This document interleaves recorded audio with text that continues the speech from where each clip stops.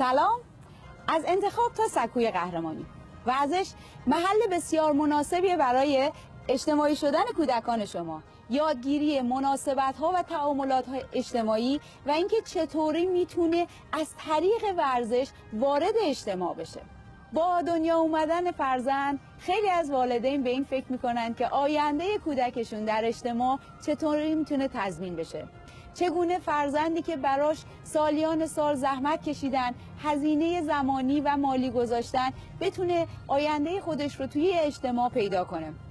ورزش و فعالیت بدنی محل بسیار مناسبیه برای یادگیری تعاملات اجتماعی، اما باید ملاحظات سنی و رشدی کودکانتون رو در نظر بگیرید. خیلی مواقع والدین محترم در کودکی فرزندانشون دغدغه این رو دارن که اسباب بازی محل مناقشه است و وجود یک اسباب بازی شخصی باعث میشه که کودک ما نتونه با دیگران تعامل کنه و اون رو به اشتراک بگذاره. باید توجه کنیم که کودک ما چند سال است و چه سطحی از رشد اجتماعی و شناختی رو سپری کرده. اساساً کودک 3 ساله خودمحوره، یعنی تمام دنیا رو از منظر پنجره دیدگان خودش نگاه میکنه. مامان منه، پس حتی تجربه به اشتراک گذاشتن مادرش با خواهر یا برادرش براش دردناکه. اسباب بازی منه. میتونه تصور کنه که اگر ساعتی رو با دوست همسن و سالش با یک اسباب بازی مشترک بازی کنه، دوباره مالکیت این اسباب بازی به خودش برمیگرده. معمولا کودکان در این سن بازی‌های موازی انجام میدن. شاید 2 الی 3 تا اسباب بازی همشکل، اونها در ظاهر هم کنار هم بازی میکنن ولی بازی شخصی انجام میدن. بعد از اون کودکان شما کم کم یاد میگیرن که از مرحله خودمحوری گذر کنن. فعالیت بدنی اینجا به شما کمک میکنه که به راحتی بچه شما بتونه نقش پذیری کنه.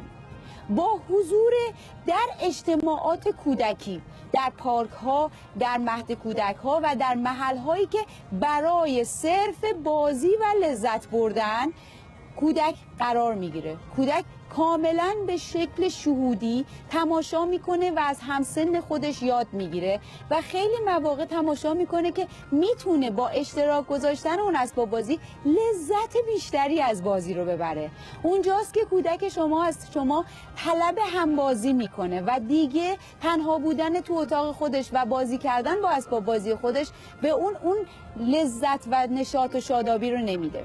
در اینجا شما میتونید با قرار دادن فرزندتون در معرض تجربه اجتماعی به خودپنداری بدنی کودکانتون کمک کنید.